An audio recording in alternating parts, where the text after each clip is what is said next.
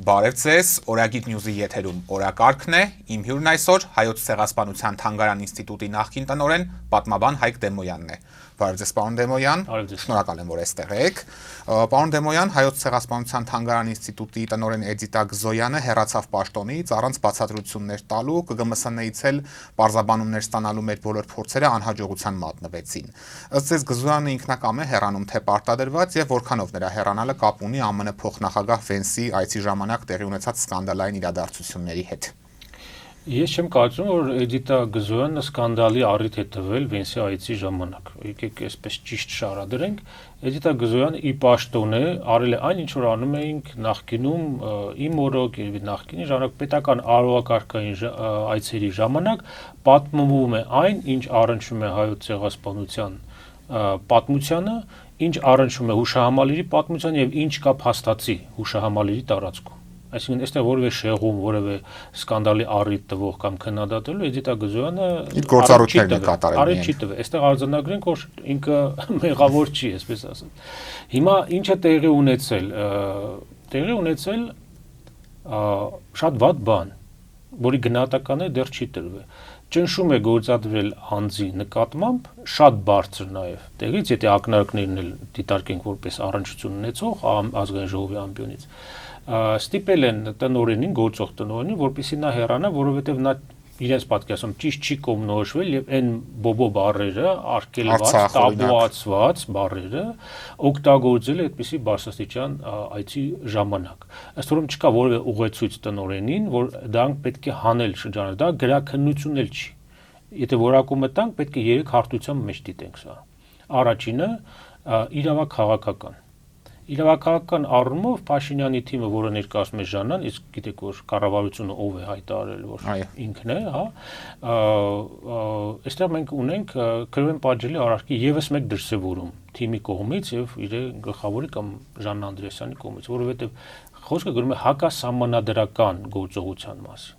Իհարկե դեռ չկա բացատրություն պաշտոնական, կարող է Էդիտա Գզոյանի մեղադրեն այդ հուշարձանի հետ կապված, գիտեք, Էդիտա Գզոյանը պաշտպանում էր, չնայած որ շատ բարձ երևում էր եւ կամ անհերքելի փաստեր, որ հուշարձանը սկսել են ջարդել, ապականել, ավերել եւ վանդալիստական գործողությունների ենթարկել չհաստատված նախագիծ կա, բայց այն չի ստորագրվել մեկնարկելու համար։ Ապօրինի գործընթացի հետ գործում են փաստացի։ Ապօրինի պատժելի արարք հանրապետական նշանակության հուշարձանի նկատմամբ։ Առաջի այստեղ մեղավորը դա Ժաննա Անդրեասյանն է։ Ժաննա Անդրեասյանն է։ Երկրորդ դրվագը այստեղ լռությունն է։ Երկու կողմից լռությունը, որ ես նշեցի ես հակասահմանադրական գործողության մասին, որտեղ եթե դու արգելում ես Արցախ, մյուս դրվագները, բռնությունները, դա մեր վերջին 35-36 տարվա պատմությունը փաստորեն, որ արձանագրված է գործող սահմանադրության մեջ, նաև, հա, անկախության հռչակագրի մեջ, որը գործող փաստաթղթեր են, դա չեղարկված չեն։ Հիմա են փորձում աշխատել, հա։ Որքան էլ Նիկոլ Փաշինյանը հայտարարի, դեռևս այն գործող փաստաթղթերը, ուրեմն տեղի ունեցած երևույթին պետք է տալ իրավաքաղաքական գնահատական եւ մեղավորներ պետք է գտնեն, բայց իհարկե ակնկալել, որ այսօրվա ստորացված եւ նսեմացված արտահայտության համակարգի, որտեղ գիտեք ինչ արտահայտություններով, ինչ բնորոշումներ են տվել դատավորներին եւ ասել են, որ կա այդպիսի դատավոր, որ մեր ասածը չանի, հա, որ մեր դատավոր դեռ չի արձագանքել։ Այս դեպքում էլ ակնկալիք չունենք դատավորներից, որոնք արձագանքեն հակասահմանադրական գործողություն, որը ասեմ գրաքննության հարց չի այստեղ, ավելին է իրավաքաղաքական գնահատական։ Մյուսը բարոյական դաշտի մեջ։ Բարոյական դաշտի մեջ մարդուն ստիպում են չարտաբերել SSS բառերը, հա, եւ դրա պատճառով ստիպեն հեռանալ։ Հիմա այստեղ երկու հարց կա, որտեղ է հայտարարություն բացատրությունը Էդիտա Գզոյանի, որտեղ է հայտարարություն բացատրությունը նախարարի։ Տեղի ունեցել միջադեպ, որը մեծ հնչեղություն է ստացել դրսում Հայաստանի Հանրապետությունում։ Խոսքը կազինոյի մասին չի գնում, որտեղ տնօրենին կարող են հանել ինչ-որ շորտման կամ մեկին ծեծելու համար եւ այլն։ Տնօրենին ստիպել են հեռանալ ինչ պատճառներով։ Հիմքը ուզում ենք հասկանալ, հանրությունը պետք է տեղեկացված լինի, որ շահարկումներ չլինեն, Էդիտա Գզոյանի անվան շուրջ չլինեն այլ խոսակցություններ եւ այլն։ Ուրեմն այս պահի դրությամբ համար 1 հաշվետում պետք է լինի նույն Էդիտա Գզոյանը։ Պետք է ասի ինչ է տեղի ունեցել։ Վերջո կոմունիկացիա եղել է, չէ՞, շփում, զանգ եղել, կանչել են իրեն, գրավոր դիմում է գրել։ Պատճառը որն է, շատ պարզ հարցում։ Եվ Ժաննա Անդրեասյանը պետք է ազգային ժողովում կամ առանձին գրառմամբ կամ ճեպազրույցի ժամանակ պետք է ասի որն է պատճառը եղել, որտեղ է թերացել է արդյոք Էդիտա Գզոյանը։ Եվ այն ակնարկը, որ Նիկոլ Փաշինյանը ազգային ժողովում բաներ են եղել, որ պիտի չլիներ Վենսի ժամանակ։ Ինչ էր եղել, որ միգուցե ֆուտբոլի գնդակ էին նվիրել Վենսին, դրանից էր ինքը նեղացել, Հիմա սա բարոյական դաշտ եւ մյուս իհարկե գիտական ակադեմիական դաշտ պետք է դիտարկենք անպայման գիտական աշխատանքով զբաղվող անձի եւ որևէ շեղում չտված ակադեմիական դաշտից, ճնշում է գործադրվել, որովհետեւ ասել են, որ մենք դնչակալ պետք է դնենք, կոպիտ ասած, ֆիլտրացիոն մարմին պետք է դնենք եւ քո հաջորդի բերանին, որովհետեւ դուք չհարդաբերեք SSS բանը, եւ գրավորեք կա այս բառերը չհարդաբերել պետական արարողակարգային այցերի ժամանակ։ Որը էլի ապօրինություն է։ Ապօրինություն է, բայց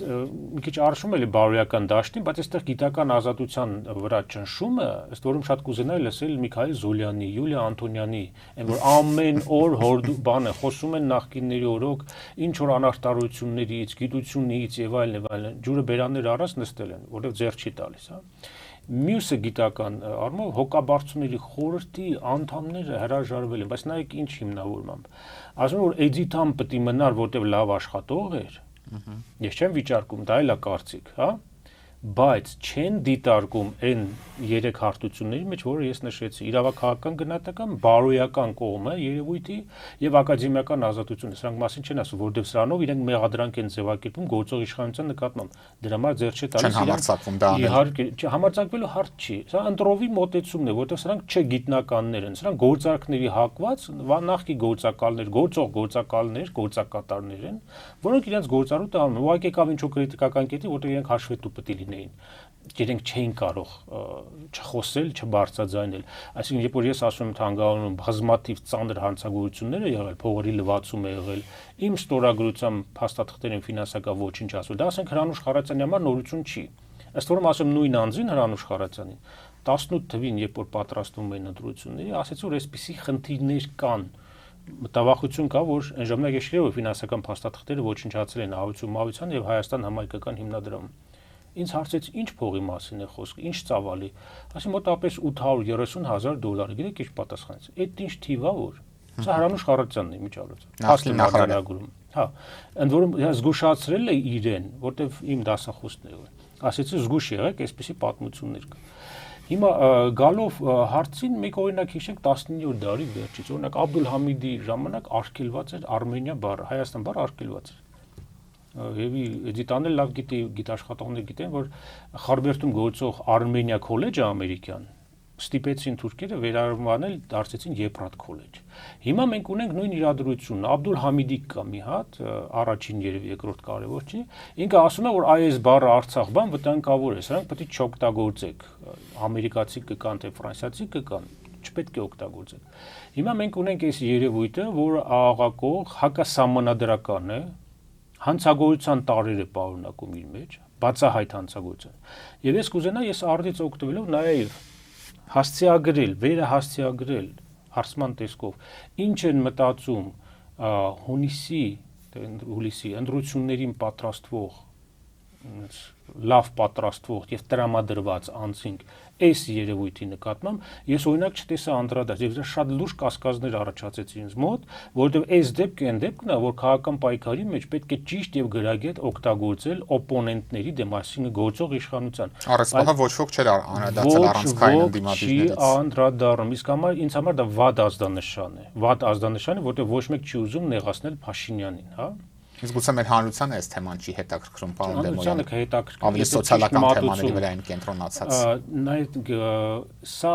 սոցիալականն է կարևոր, թե սա մենք ընդրություն չենք դնում, մենք դնում ենք վտանգավորության աստիճանը, հասարակության բթացման, հասարակության հաշվի չառնելու, այն որ նախկին փոխտնօրեն Սուրեն Մանուկյանը ասում է, մեզ շան տեղ չեն դնում, կոպիտ ասած, մարդու տեղ չեն դնում։ Բայց իհարկե, որ դու աշխատավարձ ես ստանում այդ նույն կառավարությունից, որի ղեկավարը հայոց ցեղասպանության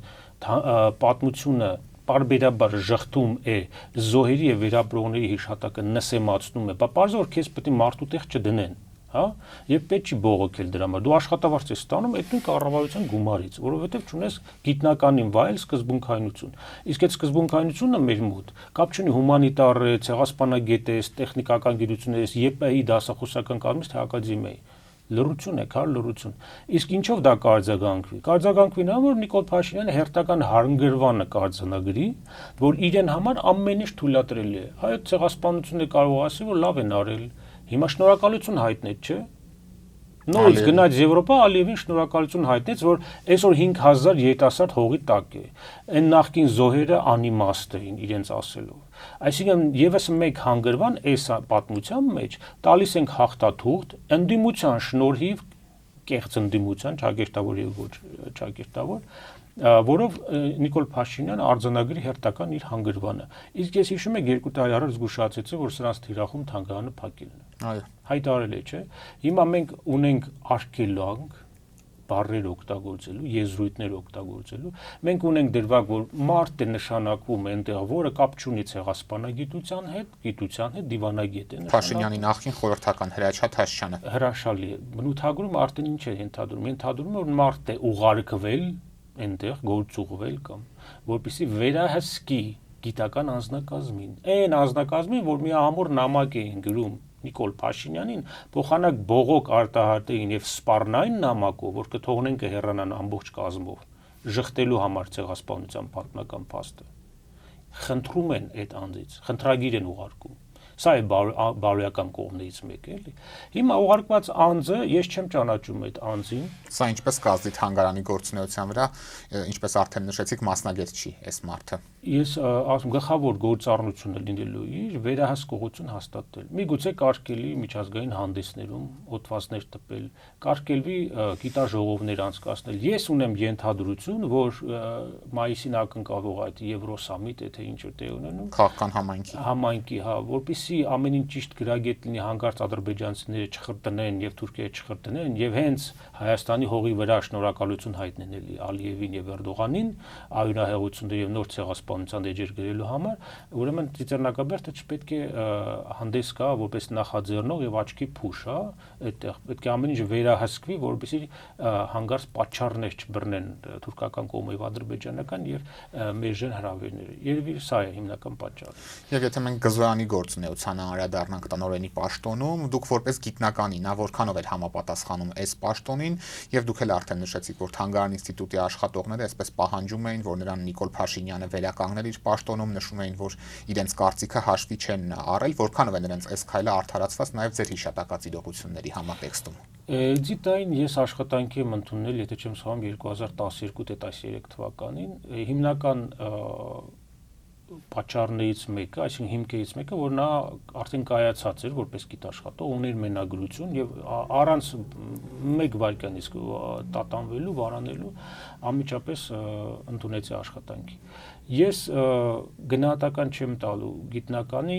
իր գործունեությանը, տնօրենի գործունեությանը, այնտեղ չեմ եղել, բայց ես չասեմ ուշ-ուշ, բայց բարբերաբար հետևում եմ, որ ինքը անդադ հրատարակություններով է հանդես գալիս, ամսագիրը կարողացավ իմ օրոք ստեղծված ամսագիրը 2014 թվականին միջազգային Սկոպուսում գրանցել, դա էլ է լավ դրական արձագանք։ Առնվազն կոմպետենտ էր այս պաշտոնում։ Կոմպետենտի հարցը այսպես է, ես կարող եմ իրեն առանձնացնել Թանգարանից, ասել, որ ինքը կարող էր լավ գիտական հենքը, բայց հիմա կան հարացույցներ աշխատանք գնահատեք, նա 2 տարին շատ քիչ է ինչ որ գնահատական տալու համար, ես 11 տարի աշխատել եմ, գլխավոր հարացույցները եթե վերցնում ենք, սա նաև այն աշխատողներին, որոնք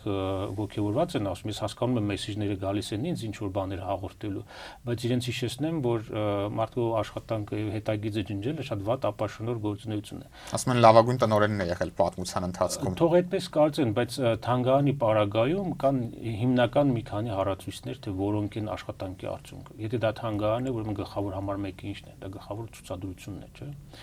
Երկու տնօրենները, տեսեք հիմա երրորդն է գալիս, 10 տարի անցել է, ցուցադրությունը կարիք ունի վերանայման, վերապոհման, չեն կարող դա անել, որովհետև դրա համար պետք է ունենալ պաշար, գիտելիք, կարողություն, թանգարանային մտածողություն։ Կառավարման փորձ։ Կառավարումը ես բուն ցուցադրության մասին է, որովհետև Թանգարանը ներկայանում է ինչով համար մեկ կետը դա ցուցադրությունն է։ Այսօր գործում է այն ցուցադրությունը, որը իմ հայեցակարգի, իմ աշխատանքի եւ կնոջս մասնակցությամբ դիզայներական աշխատանքի արդյունքն է։ որևէ փոփոխություն եւ թողվել է ոչ, այսինքն ոճական աշխատանք ու հիմա անում են ժամանակավոր ցուցադրում, դա այն ոճն է, որը ես թողել եմ։ Ուզեն թե չուզեն, դա այդպես է, ինչ ուզում են անեն։ Երկրորդ ցուցիչը թանգարանը ունի կայքեջ, չէ՞, որով արտաքին աշխարհի հետ է հաղորդակցում, նյութեր են տեղադրում եւ այլն։ Այդ կայքեջը ստեղծվել է 2007 թվականին, ին նաեւ օրոք։ Որևէ բան չի փոխվել, որևէ գույն, բաժին եւ այլն։ Մյուս հարացույցը, որևէ գիտական հանդես նոր ստեղծվել է, ոչ չի ստեղծվել։ Երկուսն էլ ստեղծվել են հայերենը եւ անգլերենը իմ օրոք։ Վերջին բացառիկ խիզախությունը, որ իրագործեցին, երբ որ ակնարկել է որ այդ ամսագիրը մի մոռացեք ով է ստեղծվել, առաջի հոդվածը ով է տպել, խմբագրականը ով է գրել, եւ նույնիսկ հիշեցի որ կազմը նույնիսկ իմ կինն է դիզայն արել, մեկ ամիս առաջ կազմի դիզայնը փոխել են։ Բացառիկ արդյունք է, էլի, ես առումով ասեմ, որ իսկապես դա էլ որոշեցի։ Յուրօրինակ աշխատանք է։ Եվ հիմա մենագրությունների գրքերի քանակ։ Այստեղ շատ պարզ մաթեմատիկայի բարձով երևում է, որ չեն կարող որևէ համեմատական անեն, այն գրքերն ու վերահատրակված աշխատանքները, որ մենք անում ենք հուշագրությունների, դա պարզ թվաբանություն է։ Եվ ամենակարևորը ցուցադրությունից հետո դա ֆոնդային միավորների համալրումն է։ Ես թանգարանը ստացա 8000 միավորով, որոնց մեծ մասը Xerox պատճեններ է։ Xerox պատճեններ։ Թանգարանը ես հանձնեցի 100,000 բնօրինակ իրերով։ Ես գիտեմ եւ վստահ եմ, որ ոչ մի աճուրդում հավաքչական աշխատանք չի կատարում։ Եթե մարդը բերում հանձնում է, հա, դա համարվում է ֆոնդերի։ Պարզ թվաբանության մեջ կարող ենք դա համեմատել, ուրեմն բոլոր հարացույցներով այն մարդիկ, որ ուզում են ինչ-որ համեմատություն անեն, ասենք էդիտային կամ մեկ այլ անձի հակընդդեմ բաներ անել, իմ դեմ դա ծիծաղի հարուցում, նա մանավանդ որ ամեն ինչ արձանագրված է եւ հեշտ կարելի է ապացուցել, էլի, ինչ է տեղի ունեցել։ Այստեղ ոչ թե իմ գովեստն է, բայց ուզում եմ մեջտեղ բերել որոշ մարդկանց ապաշնոր փորձերը հակադրելու եւ ցույց տալ, որ 2 տարում կարելի է ավելին արձանագրել, քան ասենք 10 տարվա աշխատանքը, որոնք արում են այն հիմքի վրա, որոնք վաղուց դրվել են։ Պարոն Դեման, ուզում խոսենք նաև հուշահամալիրում ընթացող շինարարության մասին, ավելի վաղ դուք համոզմունք եք հայտնել, որ հուշարձանն ավերված է եւ որքան էլ վերականգնեն, այն արդեն նախին տեսքը չի ունենալու, ԿԳՄՍՆ-ից էլ շտապել էին անմիջապես հերքել ձեր այս պնդումը։ Քանի որ հարցը մշտապես ձեր ուշադրության կենտրոնում է, կխնդրեմ նշեք այժմ ինչ է կատարվում հուշահամալիրի տարածքում եւ ապրիլի 24-ի դրությամբ այն պատրաստ է լինելու, որպեսզի մենք կարողանանք գնալ եւ հարգանքի տուրք մատուցել, թե ինչ-ինչ պատրվակներով կփորձեն դա խոչընդոտել։ Տեսեք, այս պայն կա բավական հետաքրքիր արձագանք, Ժան Անդրեասյանը դատական հայցադիմում է ներկայացել, ԿԳՄՍ-ն առանձին դատական հայցադիմում է ներկայացել, օգտվում են բոլորը պատոնից, այսօր 7 դատական հայցադիմում կա իմ դեմ, նախկին տեղակալ Սուրեն Մանուկյանի երկրորդ փորձն է արդեն անում, Հարություն Մարությանը,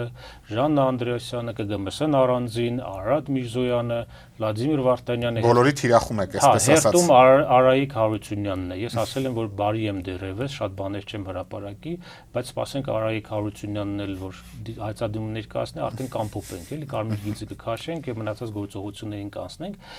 Ինչից են օգտվում, հասկանալի է, դատարանները ստորացված, նսեմացված վիճակում են, կատարածուի կարգավիճակում, ով կարող է հակառակվել Նիկոլ Փաշինյանի հանձնարարականին։ Շատ փիլիսոփայեն եմ վերաբերում այս դատական հայցադիմներին, ես ուղղակի խնդրում եմ մեր դատարաններին եւ դատավորներին չծանրաբեռնել հայ փոստի աշխատանքը։ Իսկ նախքին գրքից ես մեծ քանակությամբ մակուլատուրա ունեմ, էլի սևագիր թուղթ, որտեղ այդ թղթերը որ գալիս են, եթե մի կողմն է օգտագործված, մյուս կողմն օգտագործում եմ սևագիր գրառումների համար, այնպես որ խնայեք բնությունն է, էլի դատարաններ եւ դատավորներ։ Գալով ձեր հարցին, եկեք հստակեցնենք փաստացի ինչ է տեղի ունեցել։ Տեղի է ունեցել, դա հաստատագրված է 30 անձի ներկայությամբ հնչեցված հայտարարությունը։ Դա Հայ նախագծի ինստիտուտի տնօրեն Ազիզյանի հայտարարությունն է։ Ասես, ինչ է, չգիտեիք, որ նախագիծը չհաստատված, մենք աշխատանքներ ենք սկսել, որ հասցնենք։ Երբ որ ես եւ եւս մի քանի անձ ավականու անդամներից ասացին, որ հենց նոր դուք հայտարարություն տվեցիք, քրորեն պատժել է արաշքի վերաբերյալ հաղորդում հանցագործության մասին։ Հաղորդում էր, այո, հաղորդում էր, պարզ, ինքը ասեց, որ հաղորդում տակ, ինձ հղում չտակ։ Բայց շատ պարզ է, չէ՞, որ հանրապետական նշանակության հուշարձանը նախ պետք է վերականգնվեր կվալիֆիկացված որակյալ բանվորական ուժ ունեցող շինարարական ընկերության կողմից։ Մենք գիտենք, որ շինարարական ընկերությունը եւ ինչ խնդիրներ ուներ։ Այն պահը, երբ որ տեսանք արձանագրեցինք խայտարակ այդ բզիկ արված, չէր մեկուսացվել ամբողջ տեսարանը, որպեսզի շինարարական աշխատանքը չտեսնեին, չարձանագրվի, այնտեղ հարյուրավոր զբոսաշրջիկներ են գալիս, հա։ չեր մեկուսացված եւ անվտանգության համար եւ էսթետիկական, որտեղ ջախջախված հուշարձան տեսնելը արձանագրելը դա ընկալում է ստեղծում մարդկանց մոտ։ Ուրեմն արձանագրեն քրեորեն պատժելի արագ պատասխանատու համար 1 Դժան Անդրեասյան եւ ԿԳՄՍ-ն, այն որ ինձ են հիմա դատական բան ներկայացել։ Ինչ է նշանակում հասցնել, չհասցնել։ Իհականը այստեղ չի որ կհասցնեն, քարը գտնեն, այո կբերեն, կասեն որ գիտեք ուրիշ պրոֆեսիոնալ ձևով են կարելի ջրամ մեկուսացում այցենք, հարցը այդ չի։ Դուք բերել եք չհաստատված նախագիծ, աշխատանք չհաստատված նախագծի վրա, ոչ որակյալ կադրեր, ոչնչացրել եք այն մասերը, որոնք ըստ նախագծի, թեկուզ չհաստատված, այդպես չպետք է ավեն։ Քարերը պետք է հանվեին եւ վերատեղադրվեին։ Այլ հարցը ամեն մի քարը հանելն ու վերատեղադրելը գնահատված էր $1300, թող ստուգողները հետո գան, աուդիտ կլինի թե ինչ տեսնեն դա իրական է թե չէ, բայց քարերը խճազանգվածի է վերածվել։ 1966-67 թվականի հուշարձանի բնօրինակ մասի 1/4 մասը չի վերականգնվի։ Այսինքն ոչնչացվել է, որը քրեորեն պատժելի արարք է։ Դա ոսկի էլ բերեն դնեն, ոսկե պատեն, չգիտեմ, գույնը նույնիսկ քարի բերեն հարմարեցնեն են նախկինների հետ, միևնույն է արարքը քրեորեն պատժելի է, որովհետև բնօրինակ քարը չկա։ Ոչնչացվել է։ Դրա տեղ բերվել է բոխարի նողը, թեկուզ կարող է նույն քարը լինի, բայց այն հուշարձանի քարը չի։ Շատ պարզ եմ բացատրում։ Այստեղ պետք է ունենալ ուղղակի մտավոր ինչ որ թեժ զարգացվածություն, որպեսզի չհասկանան։ ԿԳՄՍ-ում ոնց որ թե չեն հասկանում։ Իմ բացատրությունը հետևյալն է։ Աշխատանքները սկսվել է չհաստատված նախագծի հիման վրա, աստեն քրեորեն պատժելի արարք է։ Կա հայտարարություն, որ դա այդպես է եղել, դա հիմք է, եւ որևէ դատավոր քննիչ չի բան արել, իսկ որ դա հանցագործության մասին հայտարարություն, ես բազմաթիվ մարդիկ ասել են։ Երկրորդը, եթե հուշարձանը մենք տեսնենք ամբողջովին նույնիսկ վերականգնված,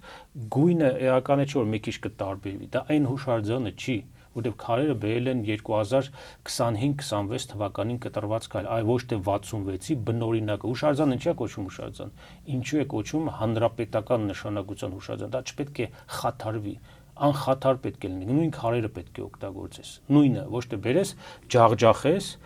ջախջախել են աստիճանները, որ նախագծով չպետք է փոխվեր, որովհետև վերևից քարերը բանի չէին մեկուսացնող փափուկ բաներ չէին դրել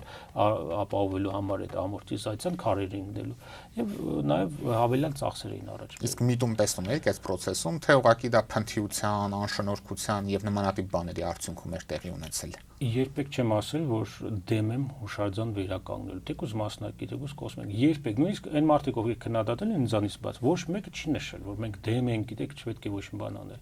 Ամբողջ հարցը այն է, որ ուռճացված էր բյուջեն, աներևակայել ուռճացված $2 միլիոն չափ։ Եվ մեկ քարը հանել դնելը $1300, դա աներևակայելի բան, ինչ է նշանակում, հանենք, տեսնենք ջուրը գնում է թե չէ, հետո տեղադրենք, այդ մի գործողությունը $1300։ Փողերի լվացում։ Ես դա չեմ ուզում այդպես ասել, թող գան օբյեկտիվ ստուգողներ, եթե Հայաստանում կան այդպիսի անձինք, տեսնեն այդտեղ տաշտակ է ստեղծվել, կերակրատաշտակ հուշարձանի պատրվակով, որը մեկը չխոսի, ոնց կարող եք դուք դեմ լինել, չէ՞։ Մենք եկել ենք, բայց ում եք բերել, ինչպես էին աշխատում, տեսանք ամեն ինչ։ Այդ փնտիությունը միտում ես չէի ուզել տեսնել, բայց մի հատ միտում հետաքրքիր տեսնում տարին սկսվել է, արդեն 2.5 ամիս է անցել, բայց Ժան Անդրեասյանը 5 անգամ այցելել է այսպես ասած Ծիծեռնակաբերդ, մեկը Չարաբաստիկ այդ Վենսի այցի հետ կապված է։ Որում չէ լիչել անմար կրակի մոտ։ Հա, իսկ 4 անգամ ինքը եկել է հայտնի նկարը ստանալու, հրաշքով մատով ցույց է տալիս քարերին, որոնք պետք է ձյան տակից ինչ որ ծնծաղիկի տեսքով աճեն եւ վերատեղադրվեն։ Հասկանալի է, որ պատահական չի Ժան Անդրեասյանի այս այցերի հաճախականությունը։ Իրենք շատ լավ գիտեն, միգուցե կառավարության շենքում ասել են գնա, խնդիր ինքը լուծի, որովհետեւ շատ պարզ տեսնում են, որ քրեական գործ կարելի է հարուցել եւ եթե լինեն իսկապես քննիչներ, օբյեկտիվ ոչ թե այն արտահայտությունների տակ վախեցած, որ հնչեցվել է Նիկոլ Փաշինյանի կողմից, եթե լինեն դատարաններ, դատավորներ, ովքեր կունենան խիզախություն չկատարելու կառավարությունից տրված հանձնարարականները, ուրեմն մենք ունենանք քրեորեն պատժելի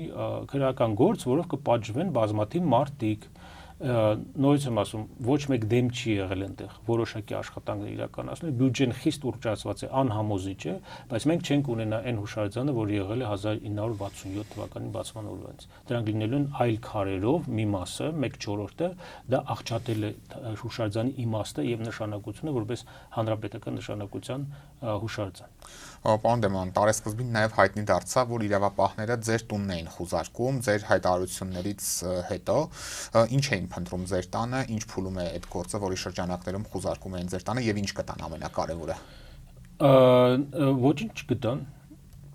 Դա ուրախացնող է, բայց ավելի ուրախացնող է ինձ հենց խուզարկության փաստը։ Գուցե հիմա տանեցիներն կզարմանան, բայց շատերը կզարմանան, որ այդ խուզարկության փաստը ինձ շատ ուրախացրեց, որովհետեւ այդ խուզարկությունը այն արտահայտություններ, դրսևորումներ, որ 2021 թվականի Հարություն Մարությանի նախաձեռնությամբ հարուցված քրեական գործը հափշտակումների, դա անուններ չի նշած, ուղղակի հափշտակումների վերաբերյալ գործը չի կարճվել։ Դա նշանակում է գործը հետաքննություն տարվում է, նախաքննությունը աշխատում է, ճիշտ է, քննիչին փոխեցին, Լուսինե Հայկյանն էր վարում, հիշում եք, որ հրաշքով կորցրել էր իմ ցուցմունքները։ Ուրեմն այդ ցուցմունքները շատ կարևոր են, ինչու՞ եմ ես ուրախ այդ խուզարկության փաստով, ոչ թե նրա համար որ չհայտնաբերեցին, ինչ որ ուզում էին գտնեին եւ այլ։ Հենց հարուցողը Հարություն Մարության արդեն քրեորեն պատժելի արարք է կատարել, որովհետեւ առաջինից ծանոթացում է այն ցանկի հետ, որոնք իբր հափշտակված են, պարզվեց, որ մեծ մասը սխալ եւ փնտի հաշվարկի արդյունքում արձանագրվել են որպես հափշտակված, կորած կամ գողացված իրեր, այնինչ դրանց մեծ մասը գտնվեց Ցեղասպանության թանգարանի ֆոնդերում, մեկի դարակում, մեկի տանը, չգիտեմ, սխալ հաշվարկի թվերի արդյունքում։ Ինչ ուզեց քննիչը անել, քննիչը, որտեղ ես արձանագրեցի, որ սա քրեորեն պատժելի արարք է ցանկի վրա, որտեղ կեղծ տվյալ է ներկայացվել նախաքննություն։ Քրեական օրենսգրքով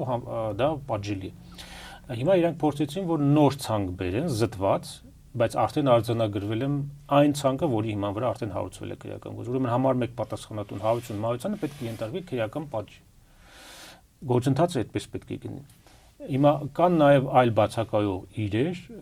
թանգարանի հետ կապված, որոնք ուղղակի այսպես առնչություն չունեն Ցեղասպանության թեմային։ Մեծ մասը գիտեք ինչ են, քսերոքսներ։ Նախկին տնօրենը Լավրենտի Բարսեղյանը սիրում էր քսերոքսներով ուռճացնել ֆոնդային միավորները։ Բերում էր, ասենք 40 հատ կրծքանշաններ, որոնք Հայաստանում քրիստոնեության ընդունելության 1700-ամյակին են, տարբեր գույներով էր, այդ 40-ը գրանցում էր, ֆոնդերը աճում էին 40 միավորով։ Հիմա այդ դրանք մենք փոխանակեցինք բավական արժեքավոր իրի հետ, արծաթյա, որի արժեքը ասենք 50 անգամ ավելի էր։ Հիմա քննիչներ եկել ինձ այդ պլաստիկ 100 դրամանոց կրծքանշաններն են իմ տանը ման գալիս։ Ինչևից է, հիմա ամբողջ հարցերն է, որ եթե մենք ունենք իրավադատություն, այլ ոչ թե բութաֆորիա, այլ ոչ թե ստորացված ինչ որ համակարգ, որը կոչվում է դատաիրավական համակարգ, որտեղ գրանտներ, չգիտեմ, համաժողովներ են անում եւ այլն, պետք է այս գործը նոր քննիչ կա։ Առաջինը պետք է վերցնել հենց այդ ցանկը, որը կեղծ է եղել, սկսել Հարություն Մարությանից։ Իսկ այնուհետև արձանագրված կորուստները, որոնք եղել են իմ սենյակից, ես եղել եմ երկարաժամկետ գործուղման մեջ։ Հիշում եք, Հարվարդի համալսարանում ես դասավանդում եւ գիտական հետազոտությամբ էի զբաղվում 17-18 թվականին։ Այնտեղ ներխուժել է առանց իմ թույլտվության Սուրեն Մանուկյանը, կա արձանագրված փաստը, վիդեո տեսագրություն, որը նախաքննությանը տրվել է, քննիչին տվել է։ Բացատրությունը թե դա ինչ։ Այնուհետև նույն մարտական սխրանքը կատարել է իր գոլեգան Արաբագետ Արայիկ Հարությունյանը, հիշում եք խայտարակ դրվագը,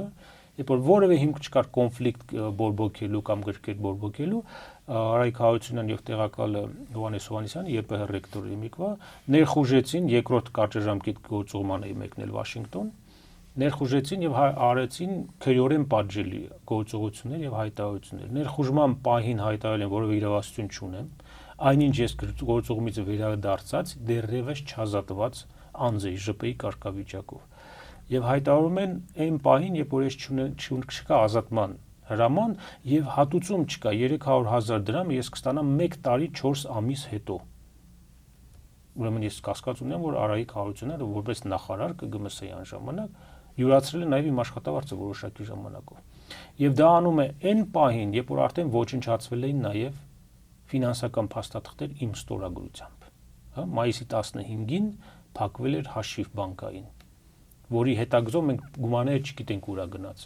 Այ ի պաշտոնը, հիմա չգիտեմ աշխատակազմի ղեկավար է, չէ՞։ Այո։ Այն ժամանակ նախարար էր, այդ հայտարարության պահին Արայիկ Հարությունյանը ներխուժել է մի սենյակ, որտեղ կար չմշակված նյութ, իմ անձնական գույքը, որը չի տեղափոխվել։ Այնուհետև այդտեղ մտել է Հարություն Մարությանը,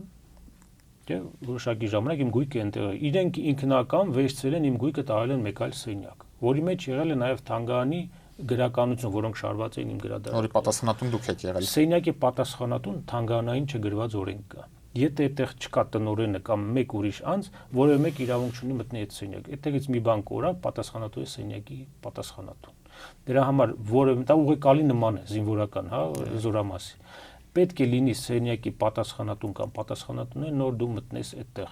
Մնացած դեպքերում դա կարող է հանցագործության պատճառ դառնալ։ Սա չէին հասկացել եւ հիշում եք Արայիկ Հարությունյանը Թանգարանը անվանում էր մեծ եղեռնի տուն Թանգարան։ Բավական լավ ցուցիչ էր էլի հասկանալու համար եւ այդտեղից պետք է հասկանանք։ Բոլոր ակունքները այն ժամանակ ասեցի, սրանք եթե ընդունակ են այսպիսի ստոր գործողությունների, ուրեմն ընդունակ են ամեն ինչի։ Հիմա եկել ենք հանգրվանի, երբ որ արդեն դնում են ֆիլտրացիա, դնչակալ։ Իսկ ակնկալում եք այս ամեն ինչի իրավական գնահատական կստանա գոնե իշխանափոխությունից հետո։ Ես իշխանափոխության գաղափարին փիլիսոփայում եմ շատ մոտենում, որովհետև ես գտնում եմ, որ ընտրությունները ամենալավ լեգիտիմացման ճանապարհն է Նիկոլ Փաշինյան վերարտադրելու համար ԿՊ։ Եվ ես ունեմ իմ կարծիքը, հնչեցրել եմ եւ ես հետ չեմ կանգնում այդ կարծիքից։ Բոլորը այսօր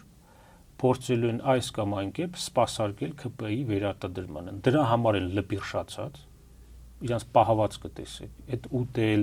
բերանի խոռոչի գործողությունները, բարեբախտաբար դեռ բերանի խոռոչում տեղ ունեցող գործողություններն են անում, այլ ոչ թե ասենք ուղիղ աղիքի։ Դա էլ կարող են անել, ասենք ազգային ժողովում եւ ստանալ սրտիկներ, հատկապես թույլ սերի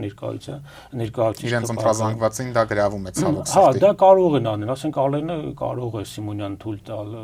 Նիկոլը կարող, ինչու ոչ, ասենք խնձոր խժռելը, ասենք Փարիզում տեսարան է, չէ՞, որևէ այլ երկրի ղեկավարի կամ ղեկավարության դուք տեսնում եք նման կապիկությունների։ Բնականաբար ոչ։ Մեր դեպքում գրեք ինչի է բացառություն, որտեղ կապիկներին վարժեցրել են կապկություններ անելու համար։ Այս մեր իմունությունները արվում է ոչ թե հանրությանը գոհացնում, իհարկե շատերը տեսնում են արտացոլանք իր կերպարների, բայց դա արվում է մեր վրա ծիծաղելու, մեր ժառանգության, մեր հիշողության, նաև որ նման ղեկավարին հանդուրժում ենք առ այսօր։ Այո, ազգային արժանապատվության վրա են։ Եվ չեմ բացառում, դա վճարված է այդ կապկությունները անելը, որովհետև երբ որ դա անում ենք եւ դա հանդուրժում է, զնգում է ծիծեռնակաբերդում։ Գալիս ասում են, դե որ ուրախ եք, այդ ամեն ինչ լավ եք այդպես ընդունում, հեծանվավազքը, չգիտեմ, սրտիկների տեսարանների ինստալյացիաները եւ այլն, դա պոպուլիզմ չի։ Դա հազարամյակների պատմական ժառանգություն ունեցող, պատմություն ունեցող ազգի նրա ժառանգության եւ հիշողության նկատմամբ ծանակման երևույթ, որը արվում է այսօր առաջի դեմքի պայմանական ասած միջոցով։ Օրինակ շատերը ասում են Նիկոլ Փաշինյանը հայ ժողովրդի էլիտան է։ Կիսում եք այս տեսակետը։ Նաև որ հանդուրժում է ժողովուրդը այս ամենը։ Ես չեմ պատկերացնում էլիտա հասկացությունը հայ ժողովրդի պարագայում այսօր որն է, գիտական էլիտա, մենք տեսնում ենք լռություն, չկա փաստացի, քաղաքական էլիտա չկա։ Դա վերահսկող մարմիններ են, վերահսկող անձեր են։ Տնտեսական էլիտա չկա։ Էլիտա հասկացությունը որն է, այն կեղծ կատեգորիա է այս պարագայում, վերնախավ կոչվածը, որը փոխակերպած տեղեր կան, հա, այստեղ կա այն չերևացող մարդիկ, ովքեր որոշումներ են կայացնում, տնտեսական, քաղաքական, նախկին իշխանությունից բաղկացած, որոնք բերել են ֆասադային ԿՊ կոչված երևույթը, շարել են, այսպես գեղեցկադեմ օրիորդների կանանց բանի ձևով, հա, բայց իրենց սև գործերը անում են հետնամասում, հետնաբեմում։ Դրա համար մենք ունենք, ասեցի չէ, թող էլի կանայք չնեղանա, մենք ունենք այսպես իգացումը իշխանության, ֆեմինիզացիան, որը խորամանկ եւ հանցագործ տղամարդկանց հիմնական գեղեցիկ քայլերից մեկն է շախմատային, հա, դնում են աղջիկների կանանց, որի հետևում այդ գեղեցիկ դեմքերի հետևում իրենց սև գործ ավելի անվտանգ գործ են։ Իսկ տեսնում եք բանակում խնդիրը մենք վերացավ ոչ, հանցագործության աստիճան մակարդակը վերացավ ոչ, այսօր հանցագործությունը ամեն տեղ տեղի ունենում, փողերի լվացում կամ այլ գործարքներ բան տեղի չեն ունենում, ովքեր են դրանք իրակ հիմնականում տղամարդիկ, բայց այդ ամեն ինչը շխարշված եւ շպարված է կանաչի գեղեցիկ դեմքերով։ Եվ պարոն Դեմոյան, երեք Նիկոլ Փաշինյանը Եվրոպական խորհրդարանի ամբիոնից հերթական անգամ գովեստի խոսքեր շռայլեց Իլհամ Ալիևին եւ թիրախավորեց ամենայն հայոց կաթողիկոսին, նրան անվանելով հայաստանյաց եկեղեցու փաստացի պետ։ Ինչ զգացիք, երբ լսեցիք Նիկոլ Փաշինյանի այս խոսքերը եւ ամենակարևորը սրանցից մեր հանրությունը ինչ հետեւություններ պետք է անի։ Նիկոլին զգալ պետք, Նիկոլին պետք է իմ բարագայում, ով գիտակցում է եւ կարող է վերլուծել ոչ թե Նիկոլին, այլ երևույթը, ես արդեն տվեցի իմ վերլուծությունը ով է ինքը, նրան չպետք է լսել առաջին հերթին։ Բայց քանի որ դա առնչվում է Հայաստանի անվտանգությանը, մենք կարող ենք ընդհանրապես գնահատական տալ հետեւյալ կերպ, եթե Նիկոլ Փաշինյանը վերադարձից հետո չի կալանվում, այսինքն Զվարթնոց օդանավակայանում, Հայաստանի Հայաստանի Հանրապետության անվտանգության մարմինների կողմից, ուրեմն մենք ունենք Նիկոլ Փաշինյանին տրված լիազորություններ, սկսած կապկելուց, նսեմացնելուց, ազգային հիշողություն, ծիծեռնակաբերդը պղծելուց, դասագրքեր պղծելուց, կրթական համակարգը եւ այլն։ Եկեղեցին ինչա որ բան չանի։ Այսինքն այդ շարքի մեջ, մի պահ ինքը չի հանգստանա, նորից կաշխատացնենք, ակտիվացնենք։ Մի պահ կարծես մեղմվել էր այս եկեղեցու դեմ ծավալվող որովհետեւ որևէ բանի չասան, բայց հիմա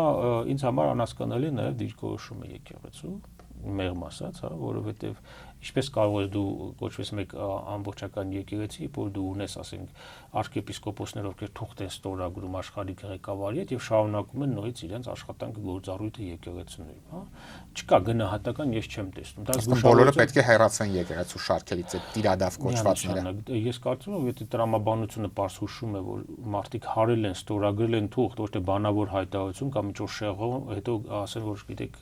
մենք մեղանչում ենք, որ սխալ են գործել, չկա այդպիսի բան։ Մենք ապրում ենք մի գրոտեսկային իրականության մեջ, որտեղ եւ ամեն ոլորտը հասարակական գործունեության քաղաքական կյանքի դա գրոտեսկ է։ Դա իրական չի։ Եվ սա վտանգավոր է աստիճանով, որ մենք արձանագրում ենք պետականության չգոյությունը։ Այն ու իրանք ուզում են ասեն պետականությունը կայացավ, Արցախը կորցրինք, Հայաստանը գտանք։ Դա հոգեբուժաններում համապատասխան սենյակներ եւ պրոցեդուրա են տալիս նման, որովհետեւ ակնկալող ստապ գնահատող իրավիճակը ստապ գնահատող մարդիկ տալիս են գնահատական պետության չգոյության մասին է։ Իսկ Նիկոլ Փաշինյանը իր կպով հանդերձ գլխավոր խորհրդանշանն է պետության անկման եւ չգոյության։ Եվ պարոն Դեման, վերջում ուզում եմ նաև հայ-թուրքական հարաբերությունների ներկայիս փուլին անդրադառնանք։ Նախորդ տարեվերջին Էրդողանը հայտարարել էր, որ 2026-ի սկզբին որոշ խորհրդանշական քայլեր տեղի կունենան այս գործընթացում, որոնք առ այս պահը տեղի չեն ունեցել։ Ըստ ձեզ ինչ քայլերի մասներ ակնարկում Էրդողանը եւ ձգձգումը ինչով է պայմանավորված։ Արդյոք ընտրությունների նախաշեմին կփորձեն ինչ-որ բաներ անել, որպեսզի Փաշինյանի վերընտրությանը նպաստեն, նաև Ֆիդանի հայտարարությունն ենք հիշում, որ նա ասել էր աջակցում է վերջինիս քաղաքականությանը։ Ֆիդանը, Վենսը, Մակրոնն էլ կմիանա, Մոսկվայից էլ կլինի հայտարարություն, ամենացանկալի անձն է բոլորի համար, բացի Հայաստանի։ Ինչու, որովհետև պարզ տրամաբանությունն եմ ուշում, հատկապես ԿՊԱ մերձ, ԿՊԱ հարող